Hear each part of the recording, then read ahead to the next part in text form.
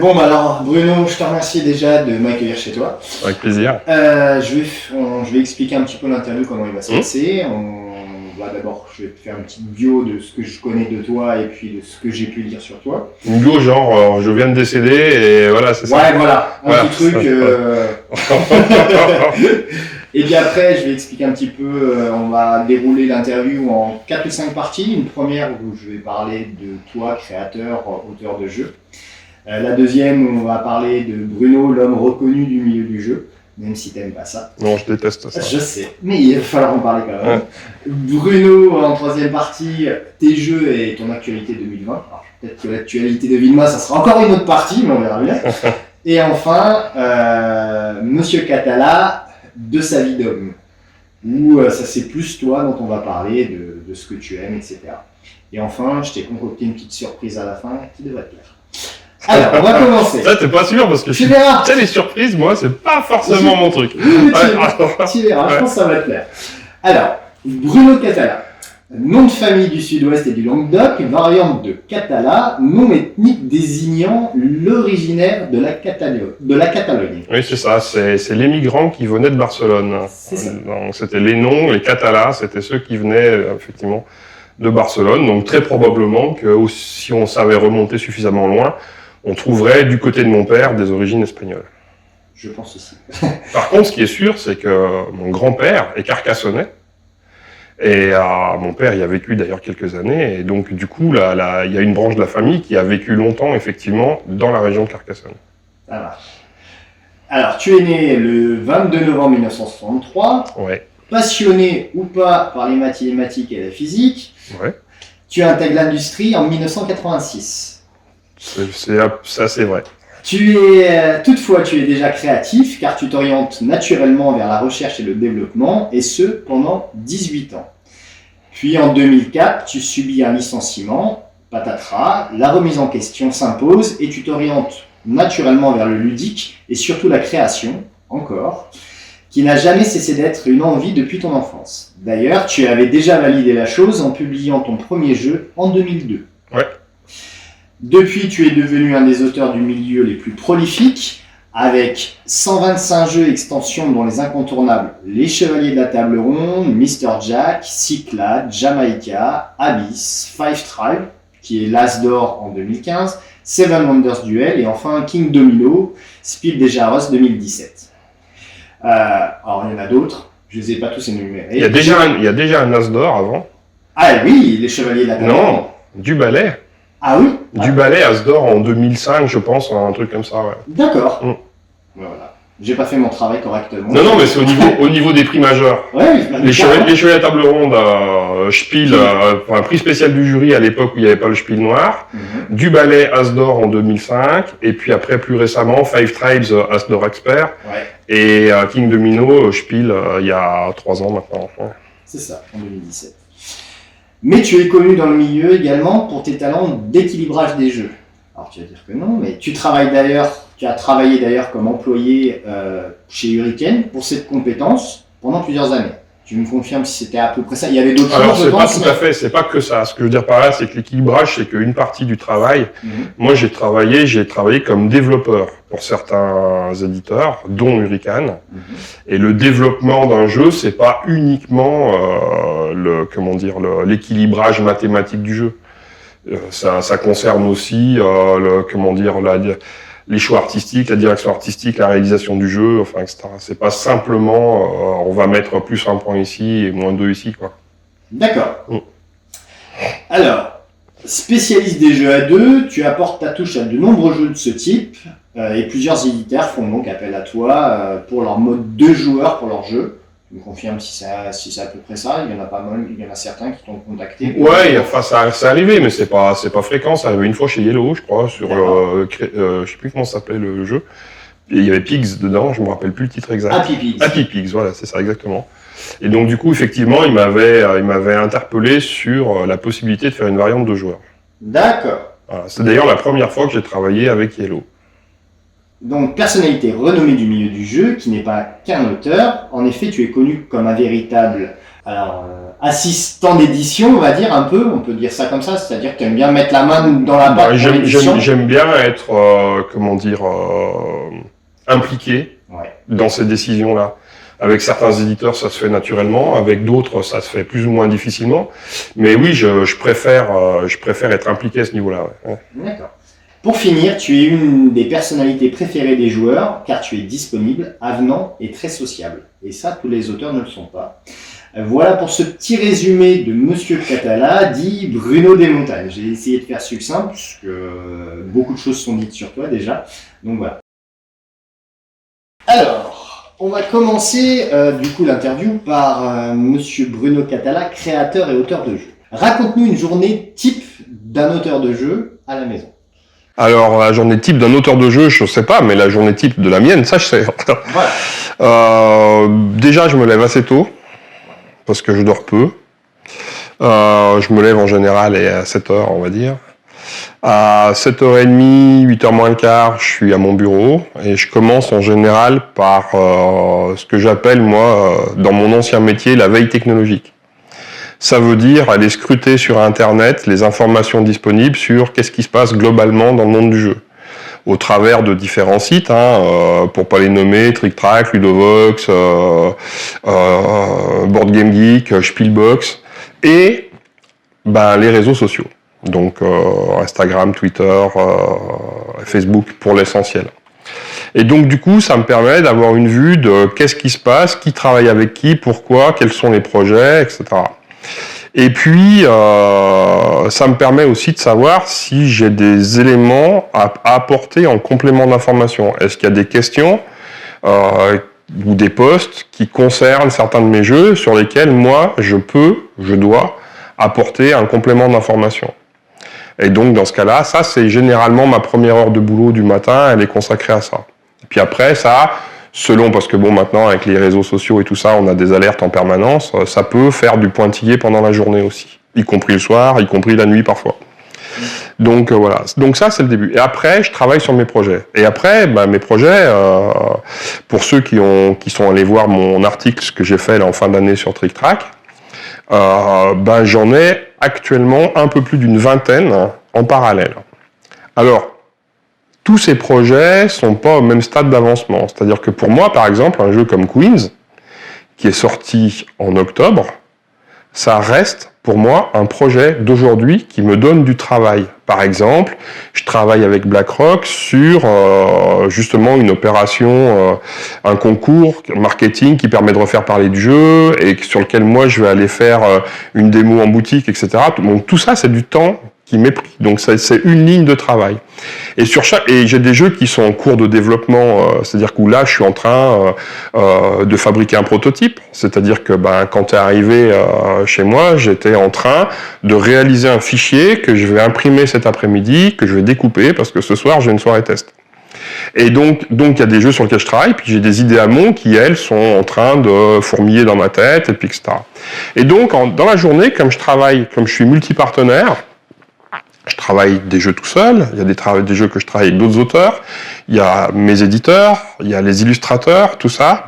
Je vais zapper d'un projet à l'autre en fonction aussi des sollicitations qui arrivent. Hier, par exemple, j'ai bossé sur 5 jeux différents dans la journée. Voilà.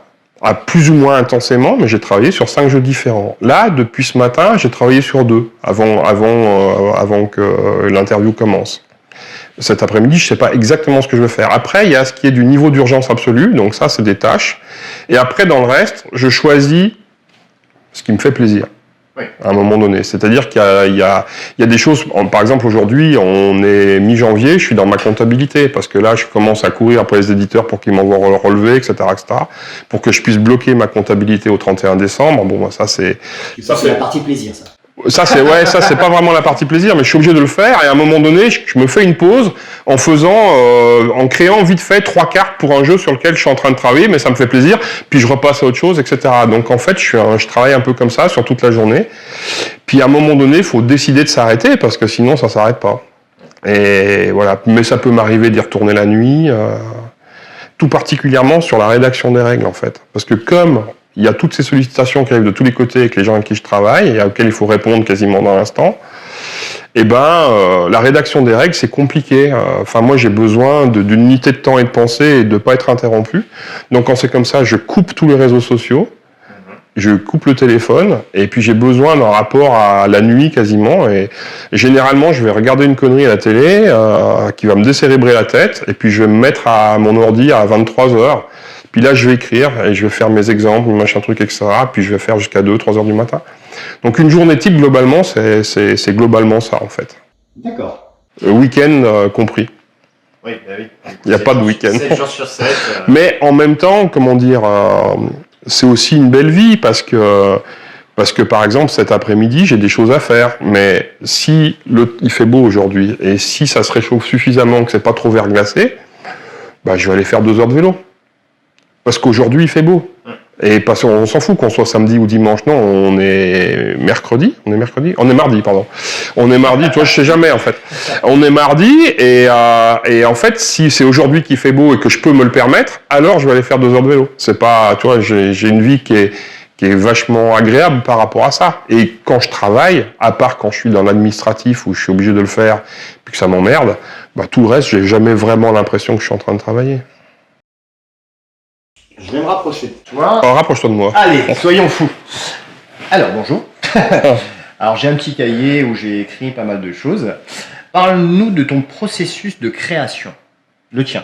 Comment quand tu as une idée qui arrive, quelle va être ta démarche tout de suite? De l'écrire, de la synthétiser dans ta tête Moi, j'écris peu, moi, mais j'aime pas trop ça. Non, alors déjà, premièrement, tu te mets pas... Enfin, moi, je me mets jamais à mon bureau en me disant, aujourd'hui, il faut que j'invente un nouveau jeu. Les idées, elles viennent quand je fais autre chose. Mais autre chose qui, souvent, est complètement déconnectée du monde du jeu. Ça peut être, je sais pas, je suis à table avec des amis, ça peut être, je suis en train de conduire, ça peut être, je prends ma douche. Alors, c'est souvent ça, d'ailleurs. Ou ça peut être, je vais faire du vélo. Alors, c'est pour ça que c'est jamais du temps perdu, en fait, d'aller faire autre chose.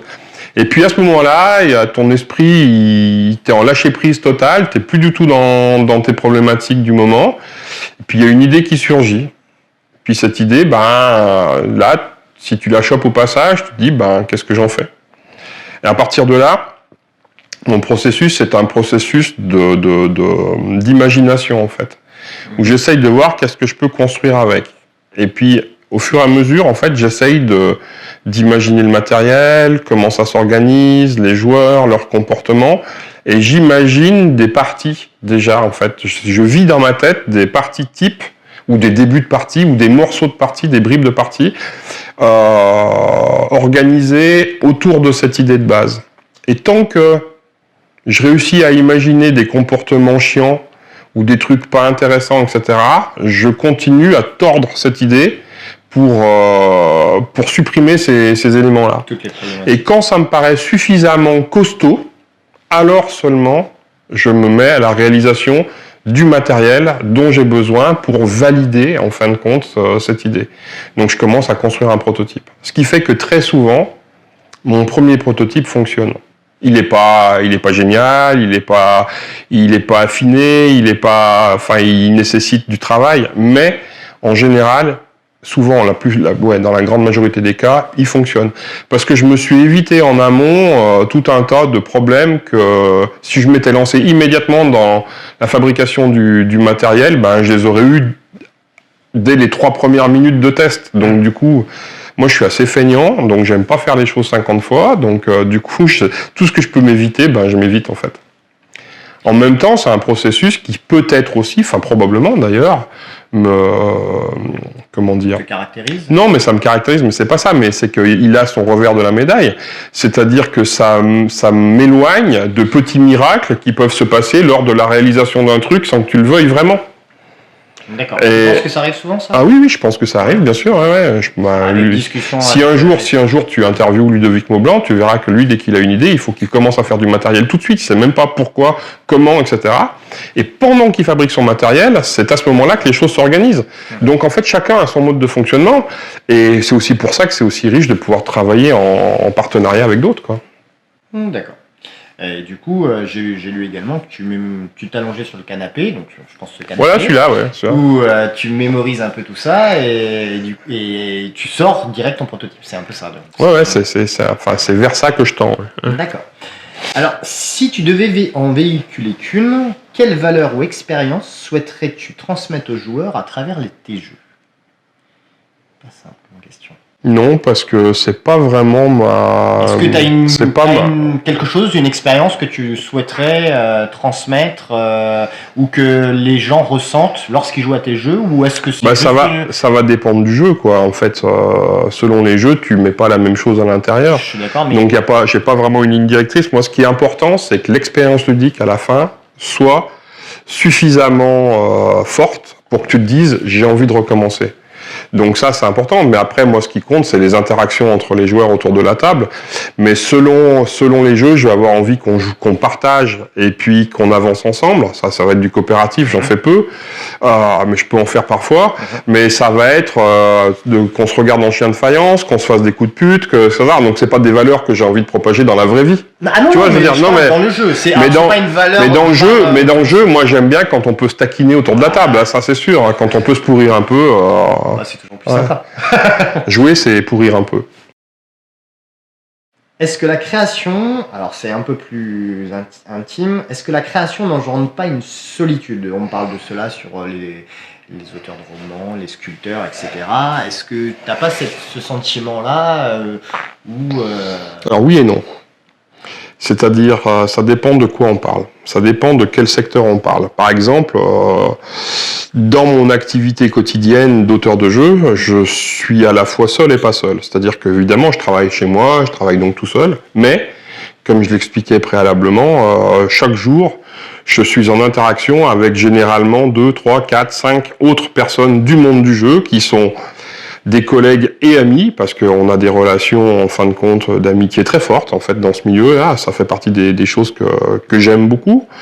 Et donc, voilà. Donc, du coup, j'ai pas une solitude dans le travail, grâce à Skype, essentiellement, puisque quand tu fais une session Skype, c'est comme si l'autre personne était en face de toi.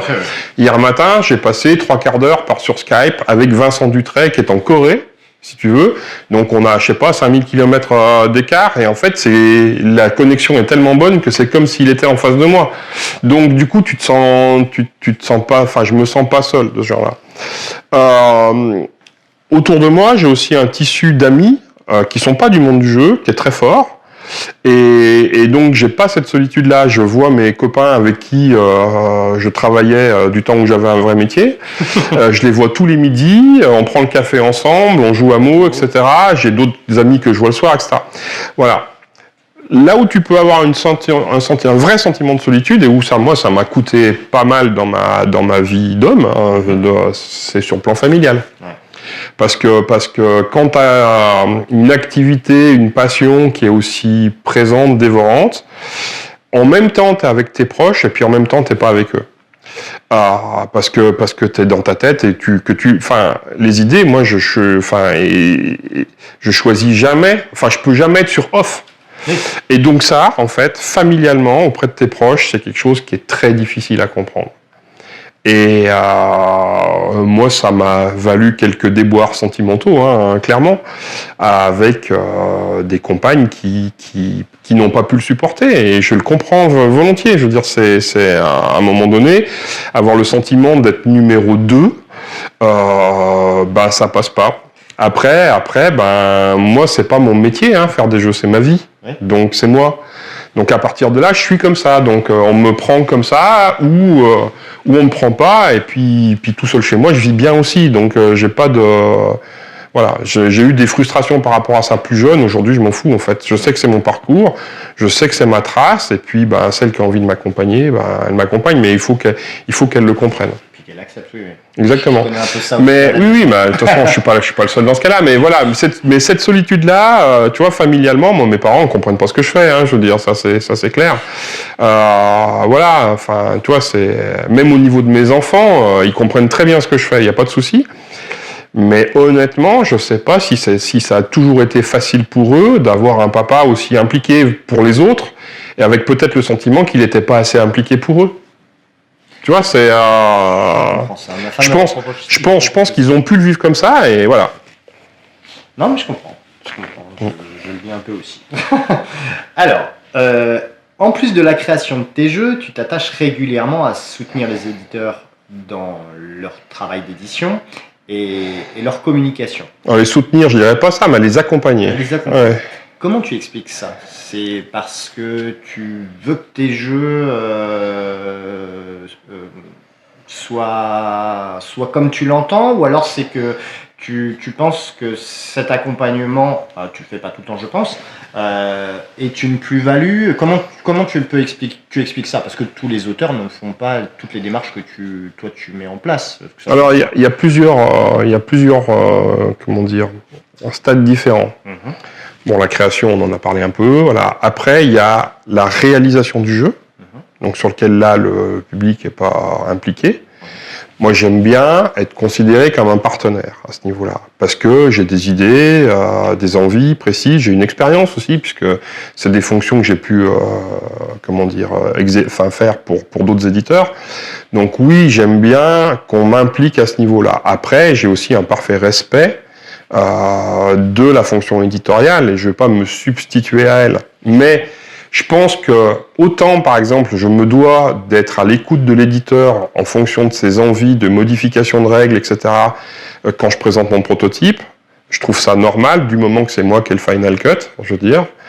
Autant je trouve aussi sympathique de pouvoir être impliqué dans certaines décisions, et après il fait son choix. Par exemple, avec Bombix, ça se passe excessivement bien là-dessus. Erwan, c'est quelqu'un qui a des idées, qui a une direction artistique, avec son frère, ils sont vraiment bons, ils ont des lignes directrices. On est toujours en discussion permanente sur les choix. Par contre, très clairement, ils me laissent la possibilité de m'exprimer, ils ne suivent pas toujours ce que j'ai pu avoir comme idée, etc. Et voire même parfois ça peut être diamétralement opposé. Mais pour autant, j'ai aucun souci à défendre le projet, parce que la direction qui a été finalement arbitrée m'a été expliquée, j'ai pu m'exprimer, je comprends le pourquoi du comment, et à partir de là, je peux m'en faire le porteur. Alors que quelque chose qui arriverait comme ça, et j'ai jamais été impliqué, puis je me dis mais non, mais ça... On peut pas faire ça comme ça, parce que... Donc là, à partir de là, c'est plus compliqué pour pouvoir porter le truc. Et si tu veux, ce qui est important pour moi, je fais toujours la différence entre mon goût personnel et la lisibilité du jeu. Ce qui est essentiel, c'est que quand un joueur se retrouve face au jeu, quand il va l'acheter, qu'il va le déballer, les informations essentielles pour sa prise de décision soient évidentes. Après, il faut que ce soit beau.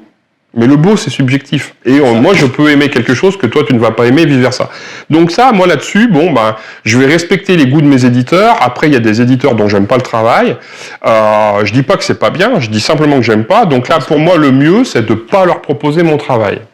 Donc comme ça, à partir de là, on n'est pas fâché, il n'y a pas de tension, tout va bien. Mais sur la lisibilité, par contre, c'est là où j'aime vraiment être impliqué dans les décisions, parce que celui qui a le plus joué au jeu, c'est moi. Et donc, à un moment donné, l'éditeur lui-même, quelle que soit sa qualité, peut passer à côté de choses, parce qu'il ne s'est pas rendu compte à quel point c'est essentiel que le petit point qui est là en bas à droite, ça soit bien lisible, tu vois. Et donc, du coup, ça permet aussi d'éviter cette implication et ce travail commun, finalement, cet accompagnement à ce niveau-là, mais en respectant, c'est-à-dire le leader, c'est clairement l'éditeur à ce niveau-là. Moi, je suis simplement en soutien pour, quelque part, vérifier qu'il n'y a pas de choses à côté desquelles on est passé. Moi, je trouve que c'est précieux de pouvoir travailler ensemble. Après, l'autre accompagnement, c'est l'accompagnement lors de la sortie du jeu, donc en communication, en marketing, en présence sur les salons, etc. Moi, je pense, alors après, c'est ma vision à moi, mais je pense que ça fait partie intégrante du métier d'auteur. C'est-à-dire qu'un éditeur qui va me signer un jeu, il sait que ça fait partie du package. Et peut-être, je ne sais pas si c'est vrai, mais peut-être que quand il hésite entre deux jeux, de toute façon, s'il n'a pas le coup de cœur pour mon jeu, de toute façon, il ne le fera pas. Mais s'il hésite entre deux jeux, et puis que tu as un auteur qui sait qu'il ne va pas le faire, ou que voire il n'en a aucune idée, peut-être qu'il se dit, ça m'apporte un surplus de visibilité, donc ça va peut-être faire pencher aussi la balance en ma faveur. Mais je ne le fais pas pour ça. C'est une conséquence, mais je ne le fais pas pour ça. Moi, je fais des jeux Pour tout un tas de raisons que j'ai pu expliciter déjà, mais c'est une façon... Moi, je parle facilement devant une caméra, je parle facilement devant des gens que je connais, ou même que je connais pas, mais étonnamment, quand je le dis, les gens ne croient pas, mais je suis excessivement timide. Je ne suis incapable, même aujourd'hui, à 56 ans, de faire le premier pas, quel que soit ce premier pas. Donc aller vers quelqu'un d'autre, c'est quelque chose que je ne sais pas faire. Et donc depuis tout le temps, depuis enfant. Et donc du coup, j'ai choisi volontairement de me mettre en scène, d'avoir une activité où les gens viennent vers moi. À partir du moment où toi tu fais le premier pas en venant me dire bonjour, je ne suis plus timide. Mais moi j'irai pas. Et donc voilà. Et donc ma présence sur le salon, elle est là pour toutes ces rencontres qui me sont précieuses, pour partager des moments avec des gens que j'aurais jamais rencontrés autrement, quoi. Mais j'aime ça. J'aime ça vraiment. C'est un peu ton essence en fait. Ouais, c'est mon moteur aussi, parce que clairement, tu vois, ça va être pareil à Cannes, mais je suis rentré d'Essen. Essen, quand tu rentres sur un salon comme Essen, tu as un sentiment de tourbillon, parce que 1500 nouveautés. À un moment donné, tu peux te dire, mais à quoi bon continuer?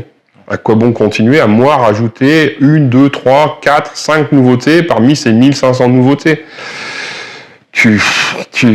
Pourquoi faire? Et puis, il y a tous ces gens qui viennent vers moi, et puis qui me disent merci. Qui me disent continuer, c'est important pour nous. Alors après, il y a aussi des gens qui n'aiment pas ce que je fais, bien évidemment. Mais c'est pas le problème. Mais par contre, pour ces gens-là, qui aiment, et puis pour qui disent que c'est important, moi, ça me donne mon carburant, si tu veux, pour avoir envie encore de continuer. Donc c'est précieux. Non, je comprends. Si tu veux, j'ai choisi... En fait, la chance qu'on a quand on fait ce que je fais, c'est que tous, qu'on le veuille ou pas, on est en quête de reconnaissance dans notre vie. La reconnaissance familiale, la reconnaissance amoureuse, la reconnaissance professionnelle, etc. Sportive. Peu importe. Dans ton métier, en général, les gens viennent jamais te dire merci. Ta hiérarchie, quand tu fais bien, c'est simplement normal. C'est ça. Voilà. Quand tu fais mal, là tu le sais. D'accord? Moi, je fais un métier, aujourd'hui, où en fait, les gens viennent me dire merci. J'ai une reconnaissance énorme en direct live. Comme quand je fais du théâtre, que je monte sur scène, etc., où la réaction avec la salle, tu l'as de façon cash, immédiate. Alors, parfois c'est violent aussi, parce que quand ça se passe moins bien, c'est cash aussi, hein, je veux dire, c'est... voilà. Oui, mais tu sais à quoi t'attendre, du coup. Oui, mais ce que je veux dire par là, c'est que c'est ça qui me plaît, c'est cette interaction directe, finalement, de reconnaissance, plus ou moins importante, sur quelque chose que je délivre à un moment donné, et qui n'est pas mon travail, qui est un peu moi, en fait. Et c'est une façon d'avoir l'impression qu'on m'aime bien, finalement. Mais je crois qu'on t'aime bien. Alors... Je vais passer à la question suivante. Tu as expliqué lors d'une précédente interview que le meilleur moment de ton métier était pour toi la naissance de l'idée du jeu. Ah bah oui, c'est la plus excitante, ouais. Alors, du coup, quelle naissance a été la plus jouissive? Si tu pourrais en donner une. Non, là, non, parce que... Non, j'ai pas, non, parce que... Ouais, elle qui vient, mais... Non, c'est difficile. Enfin, tellement... Je peux pas vraiment répondre, enfin du moins, je peux pas isoler quelque chose par rapport à ça, parce que quand une idée arrive, quand une nouvelle idée arrive, elle est toujours au summum de l'excitation. C'est incroyable. Et après, tu redescends un peu en te disant, est-ce que c'est vraiment incroyable, quoi. Et puis, en fin de compte, c'est aussi pour ça que j'aime pas noter, parce que finalement, si 2 jours plus tard, t'as pas noté le truc, et puis qu'à la limite tu t'en rappelles à peine ou que tu t'en rappelles plus, c'est certainement que c'était pas si incroyable que ça. Ah oui, c'est vrai. Et donc du coup, moi je pars du principe que les idées qui le méritent restent, et celles qui le méritent pas s'enfuient. Donc voilà, je préfère fonctionner comme ça. Mais oui, quand t'as une nouvelle idée qui arrive, c'est voilà, c'est. Ouais. Mais pour moi, j'ai pas de degré à ce niveau-là. Je peux pas en isoler une plutôt qu'une autre. D'accord.